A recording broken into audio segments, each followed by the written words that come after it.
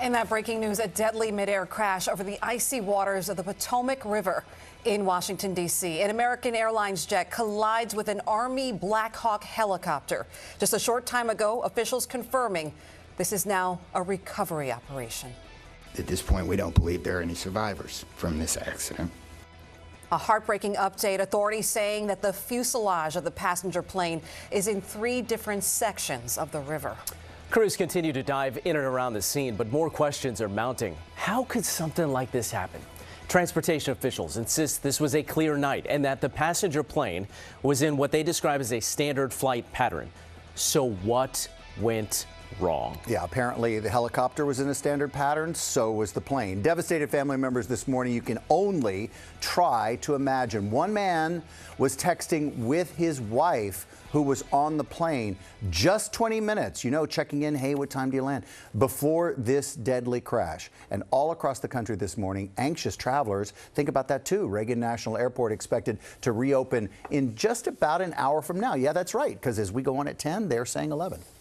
Welcome to Eyewitness News Mornings at 10. Clearly, we have a lot going on. Very busy Thursday morning. And we just learned that President Trump is going to be talking about the disaster sometime around 11. But here's what we know right now at this point. This collision happened around 9 o'clock last night as the regional jet was on approach to Reagan National Airport. Authorities say communication between air traffic controllers and the pilots of both aircrafts, as Mike just said, remained constant. And the helicopter was aware of the plane in the area. They were aware of a plane. Was it the plane? Part of the investigation. Yep, we know 64 people were on board that jet, 60 passengers and 4 crew members, 3 service members aboard that Black Hawk helicopter. None of them, we understand, were senior officials. Investigators do not believe anyone survived. Yeah, because if you look at the plane video, you see another plane above that plane. Such a busy... wondering, right, and it's a busy airspace. It's dark at night. Eyewitness News team is on the ground in D.C., as you would expect, and here at home with the anxious travelers. So let's start with Kemberly Richardson and the latest on the crash. And now, what they're telling us is the recovery. Cam, good morning. Oh, it is not a good morning, but good morning to you. And from the very beginning, authorities here stressed this was a very fragile, fluid situation, and now we are seeing just that. Almost 11 hours to the minute of this deadly midair collision. Authorities are now saying they do not believe anybody made it out alive. And Sam, you mentioned that one passenger, she was riding on the American airline flight, and she texted her husband saying she would be landing here at Reagan National about 20 minutes. He tried texting her back, but it didn't go through.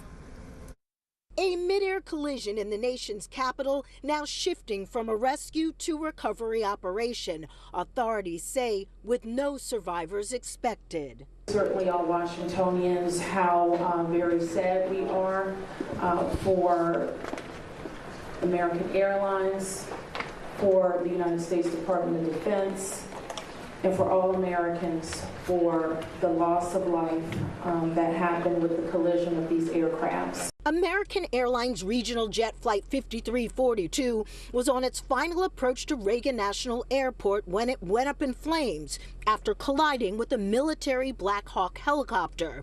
The crash happened just after 8:45 last night. The catastrophic moment was captured on an EarthCam live stream. Both the wreckage of the plane and the helicopter have been located in the Potomac River. Crews have recovered at least 28 bodies so far. As for what caused the deadly incident, at this point, officials saying it was a clear night and everything was standard and business as usual before the crash. This was not unusual.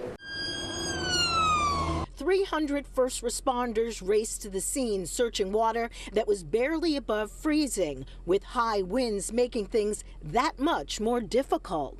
The wind started blowing last night, so we've had debris travel from the airport down as far as the Wilson Bridge. Unfortunately, we weren't able to rescue anyone. American airline crews on scene are now helping the families and loved ones of those on board. The investigation into this crash now fully in the hands of the NTSB as officials stress that American airspace is safe. So the question is, can I guarantee the American flying public that The United States has the most safe and secure airspace in the world, and the answer to that is absolutely yes, we do. And this is what it looks like on the tarmac right now. The airport is still closed, but authorities say the plan is to get wheels up and planes moving in and out of here in the next hour by 11 o'clock. Officials went out of their way. They stressed they believe it is safe to fly. I did talk to a father and son who just arrived here. They're heading down to Fort Lauderdale. I asked them how did they feel about getting on their flight, one of the first to take off after this deadly midair collision. The son told me he was a bit nervous. The father said not one bit. He's ready to step on that plane. So guys, a lot going on here, but in the next few hours, the next few days, the NTSB, again, the lead investigator, we will find out much, much more. For now, we're live in Arlington, Virginia. Kemberly, Richardson, Channel 7, Eyewitness News. Kem, clearly a mix of all kinds of emotions that you're getting there.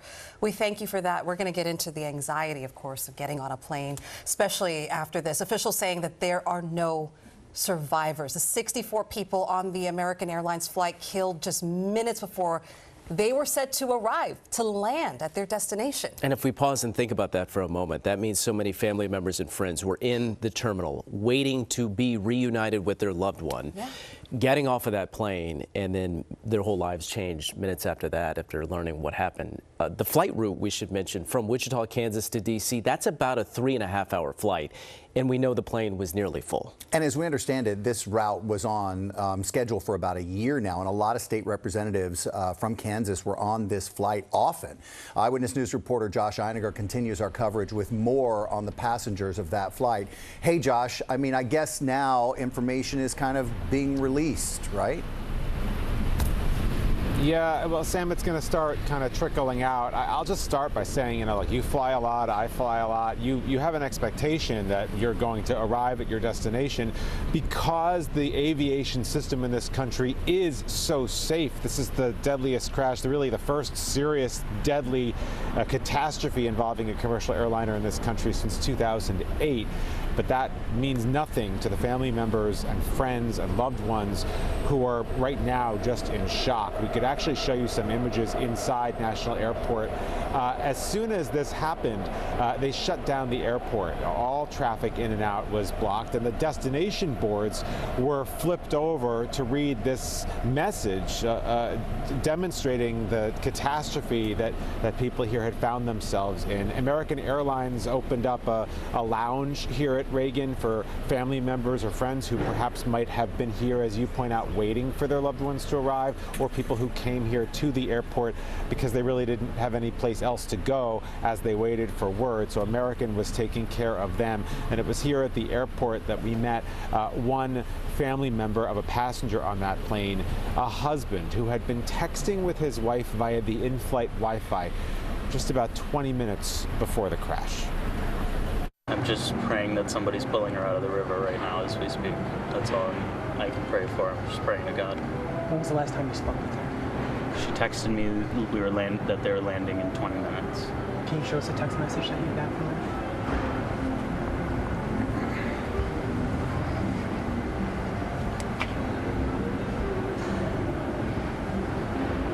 her? Landing in 20 minutes. The rest of my text did not get delivered. That's when I realized something might be up. I want to express my sincere condolences for the accident that happened at DCA last night. We're absolutely heartbroken for the family and loved ones of the passengers and crew members, and also for those that were on the military aircraft. Our focus right now is doing everything that we can to support all of those involved and also the PSA Airlines team. This is devastating. We are all hurting incredibly. And the American Airlines CEO there, the airline launched what it calls a GO team to come here to Reagan National as well as to the airport in Wichita to try to take care of people whose loved ones were on that flight. You can imagine Wichita, a fairly small city. So many people have to know someone who was on that flight. We also know, Sam, you were pointing out that we are starting to hear information about people who are on the flight. U.S. Figure Skating is confirming several members of its community were on that flight. There was a figure skating event that had been held over the last couple of days in Wichita, and several members of that group were on this ill-fated flight here to Washington last night, and a lot more is going to come out throughout the day as people in two different cities reckon with what has now happened.